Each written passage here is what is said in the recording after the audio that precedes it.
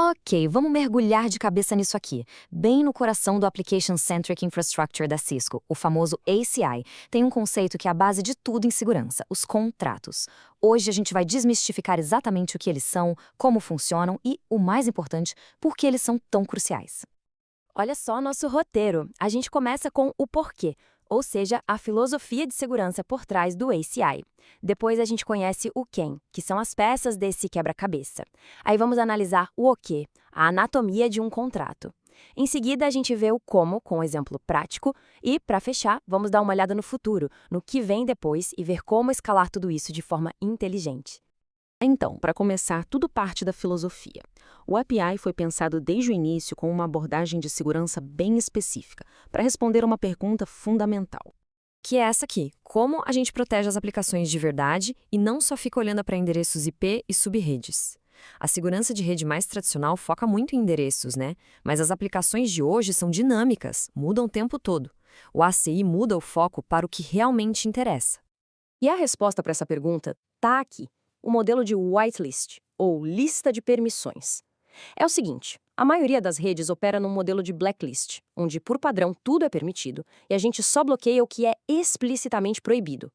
O ACI vira essa lógica de ponta cabeça. Pensa numa festa super exclusiva. Se o seu nome não está na lista, você não entra. Fim de papo. No ACI, por padrão, todo o tráfego é negado. É exatamente aqui que os contratos entram em jogo. E essa é a parte mais importante. Sem um contrato, simplesmente não existe comunicação unicast entre diferentes grupos de aplicação. Ponto final. Eles são os porteiros, os seguranças que decidem quem pode conversar com quem na rede. Sem contrato, o que temos é silêncio total. Beleza. Agora que a gente já entendeu o porquê, vamos conhecer o quem. Quais são as pecinhas que constroem todo esse cenário de políticas? A unidade mais fundamental de todas é o endpoint, ou EP. É basicamente qualquer coisa conectada na malha do ACI. Pode ser um servidor físico lá no rack, uma máquina virtual rodando em um hypervisor ou até um container. É o nosso personagem individual nessa história toda. Mas a grande sacada do ACI é como ele agrupa esses personagens. Em vez de pensar em VLANs ou subredes, o ACI usa o Endpoint Group, o EPG. Um EPG nada mais é que uma coleção de endpoints que fazem a mesma coisa, que têm a mesma função, e por isso precisam das mesmas políticas. Por exemplo, todos os servidores web ficam no EPG Web e os bancos de dados ficam no EPG Database. Simples assim. E para que conversa aconteça, os EPGs precisam ter papéis definidos. Um EPG pode ser um consumidor, que é quem começa a conversa, ou um provedor, que é quem oferece o serviço. Essa relação, essa direção, é a chave para aplicar os contratos do jeito certo. O EPG Web, por exemplo, consome um serviço que o EPG Database está provendo.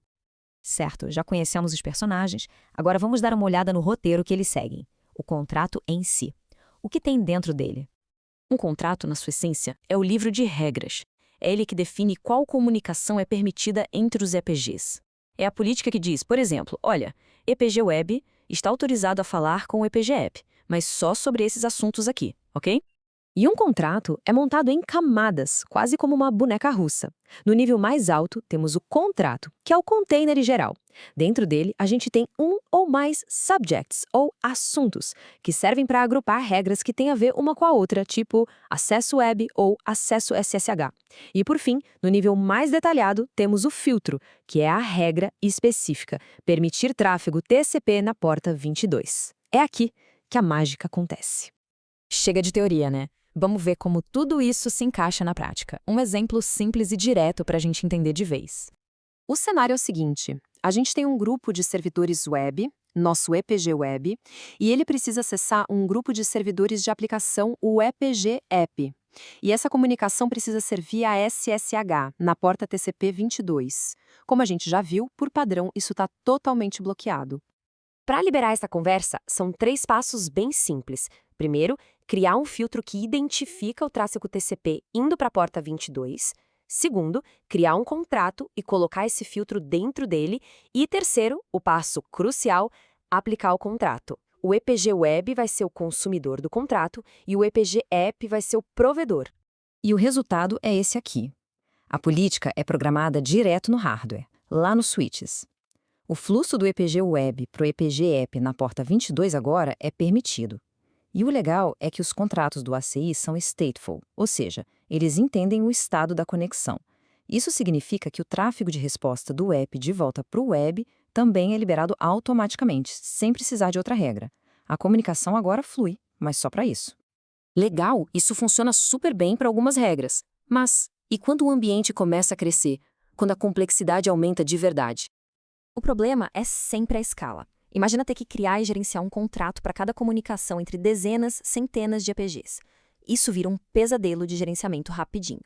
E não é só um problema de organização, isso também consome um recurso de hardware preciosíssimo, a memória tessicando switches. Essa é uma memória especializada, super rápida, mas finita, que guarda as regras. Cada contrato novo vai lá e ocupa um espacinho.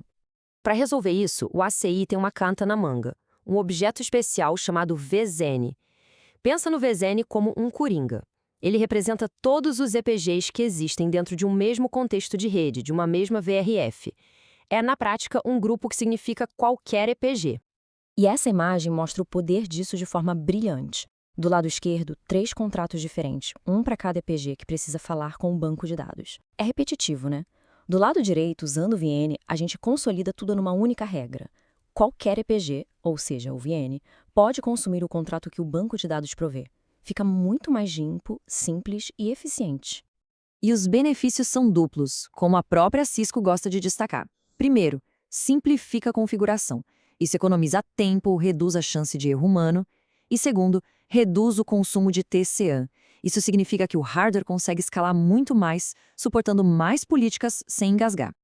Então, para a gente amarrar tudo, vamos recapitular os pontos-chave. Primeiro, o ACI usa um modelo whitelist, negado por padrão. Segundo, os EPGs agrupam as coisas por função, não por rede. Terceiro, os contratos definem o quem, o que e como da comunicação. Quarto, o modelo de consumidor e provedor dá a direção do fluxo. E, por último, ferramentas como o VZN são vitais para simplificar as políticas quando a coisa cresce. E para fechar, fica uma provocação. Se é possível definir uma política para qualquer EPG, de uma só vez, como é que isso muda a forma de planejar o acesso a serviços que são compartilhados? Pense em DNS, em autenticação, coisas que na prática quase todo mundo na rede precisa acessar. A resposta para essa pergunta pode simplificar e muito o design de toda uma infraestrutura.